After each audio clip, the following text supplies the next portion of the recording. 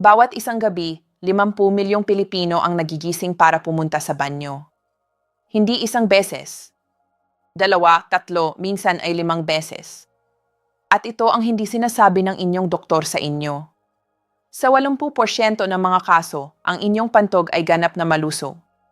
Hindi ito ang problema.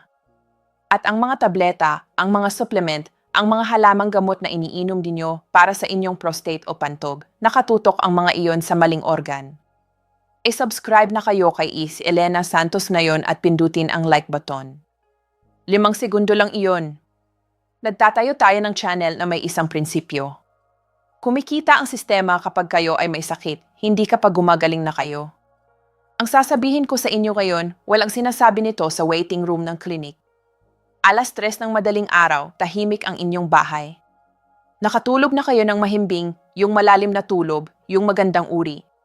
At pagkatapos, dumating ang signal. Mahina sa simula, sa gilid ng inyong kamalayan. Sinubukan ninyong gumalaw. Sinubukan ninyong mag-isip ng iba. Pero lumaki ang presyon. Inilabas ninyo ang kumot, ibinaba ang inyong mga paa sa malamig na sahig, at nadlakad kayo papunta sa banyo tulad ng isang zombie. Pumisik kayo sa ilaw. Ginawa ninyo ang dahilan ng pagpunta ninyo doon. Bumalik kayo sa higaan at wala na ang tulog. Tumatakbo na ang isip ninyo. Trabaho, utang, mga apo. Nahiga kayo ng 1 oras. Nakatulog na kayo muli at nangyari ulit ito. 2 beses na yung gabi. Nagising kayo kinaumagahan na pagod, mabigat ang ulo at nagbuhos kayo ng kape sa inyong sarili buong araw para lang makapag-function. Nakikita ko ito sa mga mata ng daan-daang pasyente na pumupunta sa akin at halos lahat sila ay nagsasabi ng parehong bagay. Dok, ano ang magagawa ninyo? Katandaan na lang ito. Lahat naman nagigising sa gabi. Hayaan ninyo akong maging tapat sa inyo. Iyon ay isang kasinungalingan. Ito ay isang mapanganib na ilusyon at kailangan itong sirain na yan din. Ang pagising sa gabi para umihi ay hindi normal. Hindi sa edad 40, hindi sa edad 50, hindi sa edad 70. Sa gabi, ang inyong utak ay gumagawa ng isang espesyal na hormone na tinatawag na antidiuretic hormone, tinatawag din itong vasopressin. Isipin ninyo ito bilang isang manager ng pabrika na nagpapadala ng memo sa inyong mga bato. Tigil! Night shift. Bawasan ang ihi, magtrabaho sa economy mode. Ang mekanismong ito ang nagpapahintulot sa isang malusog na tao na matulog ng 7 o 8 oras nang walang kahit isang pagkaantala. Kapag nasira ang mekanismong iyon, hindi ito maliit na abala. Sa medisina, ang kondisyong ito ay tinatawag na nocturia at ito ay isang diagnosis. Kung nagigising kayo ng 1 beses sa gabi, iyon ay isang babala. Kung 2 o higit pa, iyon ay isang alarma. Dahil bawat beses na nagigising kayo, tumatagal ang pulso, tumaas ang blood pressure, at naantala ang yugto ng malalim na tulog. Ang yugtong iyon kung saan nililinis ng inyong utak ang mga basura at tunay na nagpapahinga ang inyong puso. Ang mga klinikal na pananaliksik ay nagpapakita na ang nocturia ay nadudulot ng stress sa cardiovascular system ng mas mabilis kaysa sa paninigarilyo. Hindi ito pagmamalabis. Ito ay datos. Ngayon, narito ang pinakamahalagang bagay. Kapag pumupunta sa akin ang mga pasyente na may ganitong reklamo, karamihan ay nagpasya na alam nila ang sanhi. Ang mga lalaki ay nagsasabi, Doc, prostate ko ito. Ang mga babae ay nagsasabi na menopause o matagal na impeksyon sa pantog. Uminom na sila ng mga halamang tsaa, nagbili ng mga supplement. Pinigilan nila ang pag-inom ng tubig ng napaka-agresibo. Titigil sila sa pag-inom ng tsaa pagkatapos ng 6:00. Matutulog sila ng nauuhaw at magigising pa rin sila ng 3:00 ng madaling araw. Bakit? Dahil nilalabanan nila ang sintomas, hindi ang sanhi. Isipin ninyo na ang fire alarm ng inyong bahay ay tumutunog sa kalagitnaan ng gabi. Ano ang ginagawa ng karamihan ng tao? Tinatakpan nila ang sensor ng tape para tumigil ang ingay. Ang tamang tugon ay hanapin kung nasaan ang apoy. Ganyan din ang paraan ng pagtrato ng karamihan ng tao sa kanilang pagpunta sa banyo sa gabi. Ang inyong pantog ay ang sensor. Nagbibigay lamang ito ng signal na may nangyayari sa ibang lugar sa katawan. Sa 80% ng mga kaso, ang pantog ay ganap na malusog. Ang problema ay hindi ang reservoir. Ang problema ay kung sino ang nagpupuno nito sa gabi at bakit. At ang sagot ay maaaring tunay na magulat sa inyo. Ang salarin ay ang inyong mga binti at ang inyong puso. Pero bago tayo pumunta doon, may mga sintomas na dapat kayong direktang pumunta sa doktor, hindi sa isang video. Una, dugo sa ihi na walang sakit. Kung nakakita kayo ng maitim na pula o kayo mang ginaihi at walang sumasakit, huwag mag-antay, pumunta agad sa doktor. Pangalawa, sakit sa buto kasama ang biglaang pagbaba ng timbang ng hindi nagdidieta.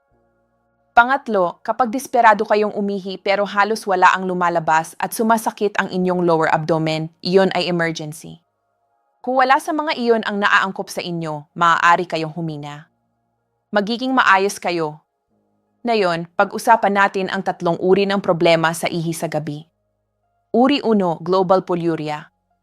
Madalas kayong pumunta pareho sa araw at sa gabi at bawat beses ay malaking dami. Karaniwang sanhi nito ay masyadong maraming pag-inom ng likido o diabetes. Uri 2, nocturnal polyuria.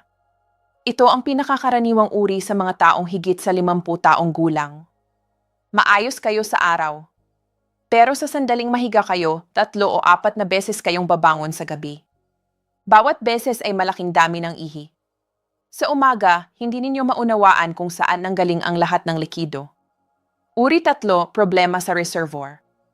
Madalas at apuradong pagnanais, pero kapag umupo na kayo sa banyo, halos wala ang lumalabas.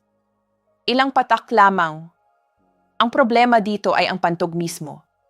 Natukoy na ba ninyo ang inyong uri? Tandaan ninyo iyon. Ngayon, ikukwento ko sa inyo si Mang Erning. 54 taong gulang, matibay at nagsasarili, pumupunta lang sa doktor kapag desperado na. At desperado na siya. Pumasok siya na may makapal na folder ng mga papeles.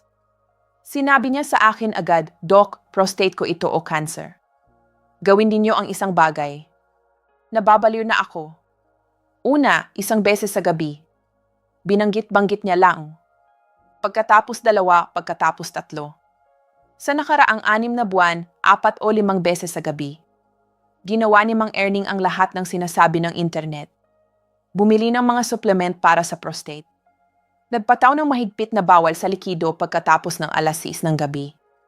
Natutulog siya bawat gabi na ganap na tuyo ang bibig. At kahit ganoon, ng 2:00 ng madaling araw, bumangon siya at naglabas ng kalahating litro. Saan ito nanggagaling? Wala siyang nainom na kahit ano. Nang umupo siya sa harap ko, tiningnan ko ang kanyang mga lab result. Ang FISO ay ganap na normal. Malinaw ang kanyang pantog, walang bato. Halos malusog siya mula sa urological na pananaw. Kaya tumigil ako sa pagtatanong tungkol sa kung paano siya umihi. Nagsimula akong magtanong tungkol sa kung paano siya namumuhay. Mayroon bang paghilab ng hininga? Kaunti nga, sabi niya. Kapag umakyat ako sa 2 palapag, kailangan kong tumigil. Ang elastiko ng kanyang mga medyas ay nag-iiwan ng malalim na bakas sa kanyang binti sa gabi.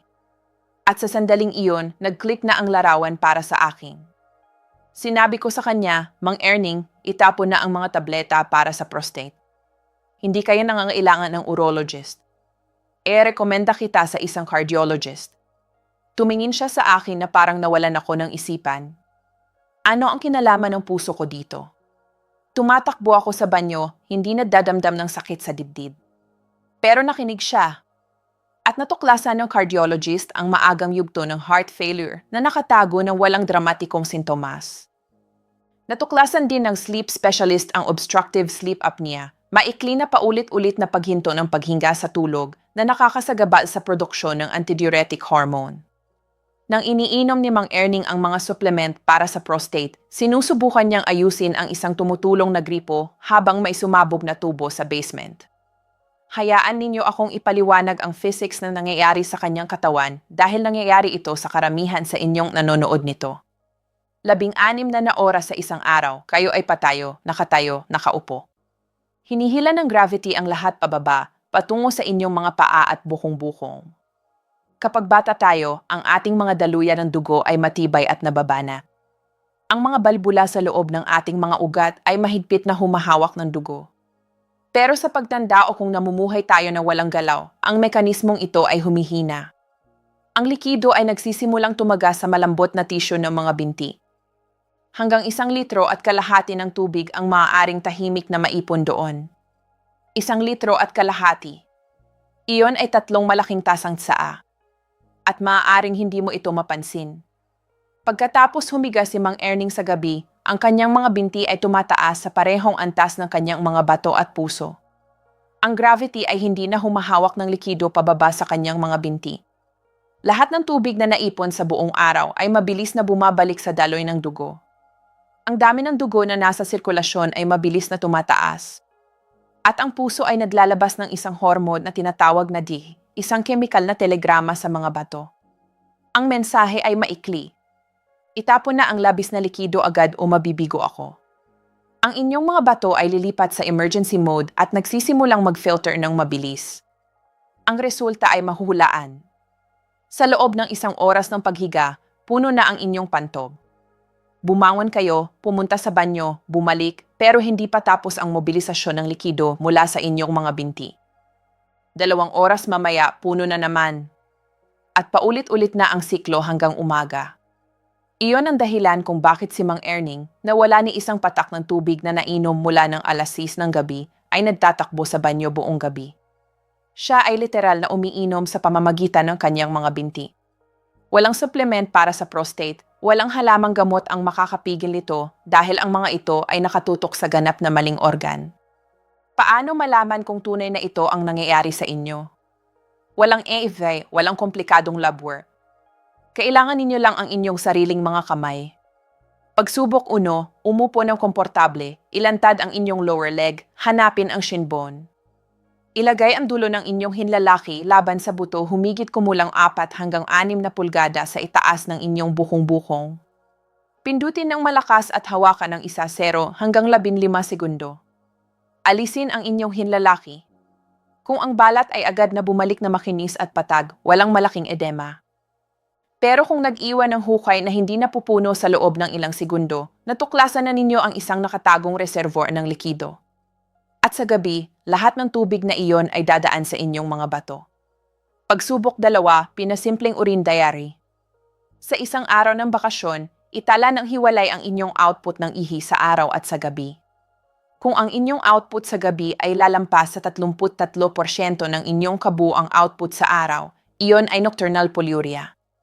Simpleng halimbawa, sa loob ng 24 na oras, gumagawa kayo ng 1,500 mililitro. Kung 500 mililitro o higit pa ang nanggaling sa gabi, ito ang inyong sitwasyon.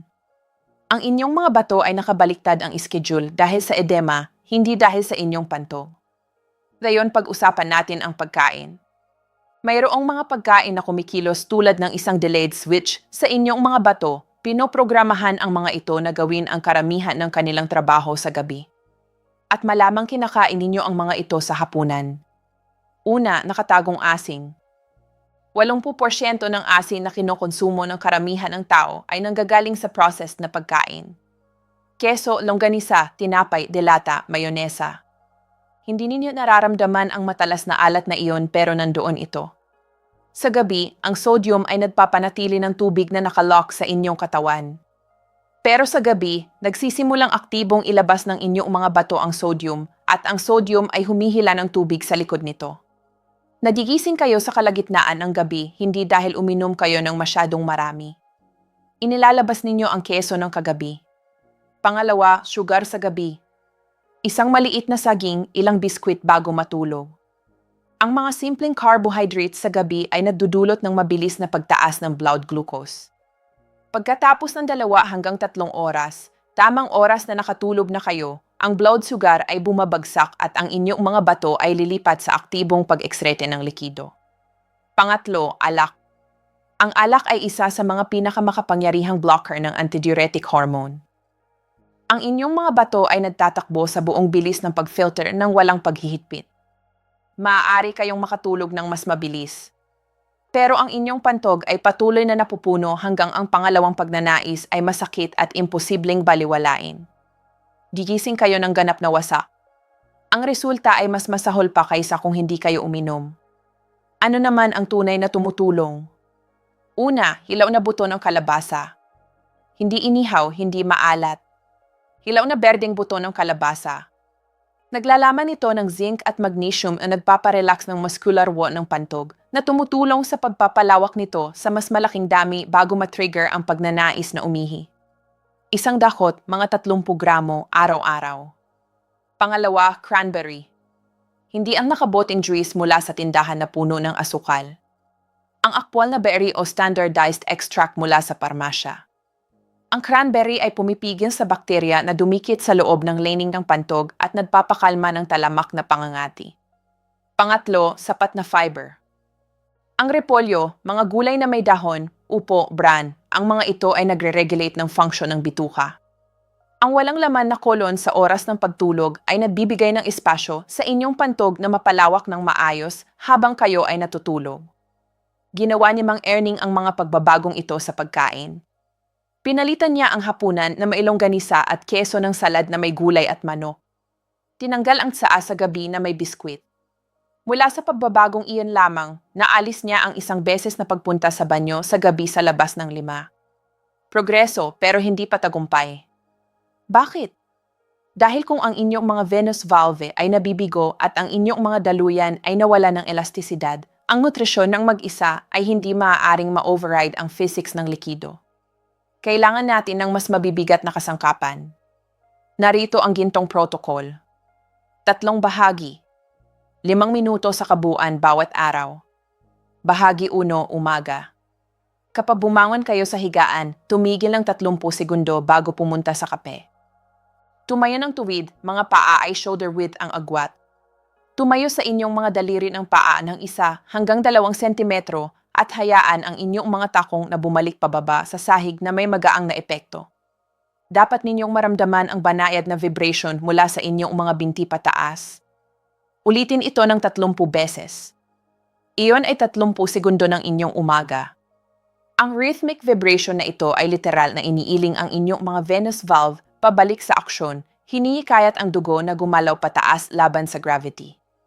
Iyon ang pinakamahusay na pag-iwas sa evening leg swelling at nagsisimula ito sa umaga pa lamang. Bahagi 2, araw. Isang matatag na patakaran. 70% ng inyong kabuuang pag-inom ng likido sa araw ay dapat mangyari bago mag-alas 4 ng hapon. Isang baso ng tubig agad pagkatapos magising. Isang bote ng tubig sa inyong desk habang nagtatrabaho. Saa at sopa sa tanghalian. Pagkatapos ng alas 4, maliit na higop lamang kung kinakailangan para mawala ang tuyong pakiramdam. At isang praktikal na hakbang. Alisin ang salt shaker mula sa inyong mesa ng buo-buo. Lagyan ng asin ang pagkain sa palayok lamang habang nagluluto. Ang 1 kilos na iyon ay nagpapababa ng pang-araw-araw na konsumo ng sodium ng 20 hanggang 30%. Bahagi 3, gabi. Ito ang pinakakritikal. Humigit kumulang 1 hanggang 1 oras at kalahati bago matulog, humiga sa sofa o sa sahig. Ilagay ang inyong mga binti sa armrest ng couch o itulak ang mga ito laban sa dingding. Isang kinakailangan lamang. Ang inyong mga takong ay dapat na mas mataas kaysa sa antas ng inyong puso. Manatili sa posisyong iyon ng 15 hanggang 20 minuto. Maaari kayong magbasa, mag-scroll ng telepono, makinig ng podcast. Ang gravity ngayon ay gumagana para sa inyo. Itutulak nito ang likido mula sa inyong lower leg tissue pabalik sa daloy ng dugo. Ang inyong mga bato ay magsisimulang mag-filter. Ang inyong pantog ay magsisimulang mapuno pero kayo ay gising. 30 hanggang 40 minuto pagkatapos matapos ang ehersisyo, mararamdaman ninyo ang pangangailangan na umihi. Pupunta kayo at maglalabas kayo ng 300 hanggang 400 mililitro, ang eksaktong dami na kung hindi ay magigising sa inyo ng alas 3 ng madaling araw. Kapag nasa higaan na kayo, patay na ang ilaw, gumawa ng 20 hanggang 30 ulit ng Kegel exercises. Pero ganito ang tamang paraan. Huwag kinikikirot ang puwit o pinapahigpit ang tiyan. Isipin na sinusubukan ninyong pigilan ang paglalabas ng hangin o hinahataas ninyo ang inyong perineum pataas tulad ng elevator na tumataas. Ang inyong tiyan ay dapat naganap na malambot. Ang pelvic floor lamang ang gumagana. Eye contract. Hawakan ng 3 segundo. Dahan-dahang bitawan. 20 hanggang 30 ulit. Nagpapadala ang ehersisyong ito ng signal ng direkta sa inyong utak. Ang pantog ay titigil sa pagpanik sa minimal na dami ng ihi at magsisimulang gumana sa isang normal na calibrated na mode. Nagsimula si Mang Erning sa protocol na ito na maihalatang skeptisismo. Doc, ano ito? Mga binti sa dingding. Seryoso ba kayo? Isang linggo mamaya, bumalik siya at tahimik na nagsabi, halos hindi naniniwala sa sarili niya. Nagising ako ng isang beses. Malapit sa umaga. Isang beses, hindi 5 beses. Pagkatapos ng isa pang buwan ng konsistenteng gawain, natutulog na siya buong gabi. Ang kanyang mga bato ay tumigil sa pagtatakbo ng night shift dahil binibigyan niya sila ng kanilang trabaho sa gabi sa oras na naaangkop sa kanya. Nabanggit ng kanyang cardiologist na ang pamamaga sa kanyang mga binti ay bumuti ng malaki. Nagtatrabaho ang kanyang puso ng may kapansin-pansing mas kaunting strain. Ang paraang ito ay gumagana ng mapagkakatiwalaan dahil itinayo ito sa physiology, hindi sa wishful thinking. Nangangailangan ito ng eksaktong isang bagay. Konsistensya. Hindi ito isang tableta na nilulunok ninyo at nakalimutan. Ginagawa ninyo ito araw-araw. Pero iyon mismo ang dahilan kung bakit ito tunay na makapangyarihan. Kaya narito ang inyong konkretong 5 hakbang na plano para ngayong gabi. Hakbang 1, gawin ang thumb test sa inyong shin bone ngayon. Pindutin at tingnan kung nananatili ang bakas. Hakbang 2, sa inyong susunod na araw ng bakasyon, sukatin ang inyong kabuuang output ng ihi at kalkulahin kung anong bahagi ang nangyari sa gabi.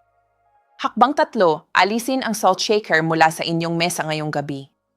Palitan ng inyong hapunan ang processed meat at keso ng isang bagay na walang nakatagong sodium. Hakbang 4, 1 oras bago matulog, humiga at ilagay ang inyong mga binti sa likod ng inyong sofa o laban sa dingding ng 15 minuto. Hakbang 5, bago matulog, gumawa ng 20 hanggang 30 tamang kegel repetitions. Ang pelvic floor lamang ang gumagana. Lahat ng iba ay relaxed. At kung ang bakas sa inyong binti ay nananatili pagkatapos ng pagsubok, kung napansin ninyo ang paghilab ng hininga kapag umakyat ng isang palapag, kung ang inyong mga medyas ay nag-iiwan ng mga bakas sa inyong balat sa gabi, huwag munang pumunta sa urologist. Pumunta sa cardiologist at vascular specialist. Iyon ang kritikal na landas. Ang inyong katawan ay hindi sira. Ang inyong pantog ay hindi ang inyong kaaway. Ito ay isang signal light. Ngayon, alam na ninyo kung paano ito patayin sa pamamagitan ng pagtugon sa sanhi, hindi sa pamamagitan ng pagdurog ng bumbilya. Ako si Elena Santos at ginugol ko ang aking karera sa panonood ng nangyayari kapag ginagamot ng mga tao ang alarma sa halip na ang apoy. Karamihan sa oras, ang pinsala ay ganap na mapipigilan. Ang protokol na inilarawan ko ay hindi na kailangan ng reseta, walang pamamaraan, walang malaking gastos. Nangangailangan lamang ito ng pag-unawa kung paano tunay na gumagana ang inyong katawan at ng disiplina na gamitin ang kaalamang iyon. Hindi kayo gagabayan ng inyong doktor dito sa inyong susunod na appointment. Walang oras at walang kita doon para ipaliwanag ang lahat ng ito. Iyon ang dahilan kung bakit umiiral ang channel na ito. I subscribe kay Elena Santos. Pindutin ang like button at tulungan kaming maabot ang aming layunin.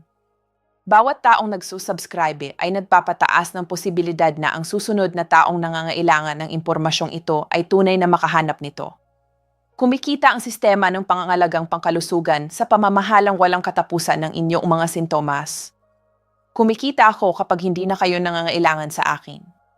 Mag-subscribe kung ang pagkakaibang iyon ay mahalaga sa inyo.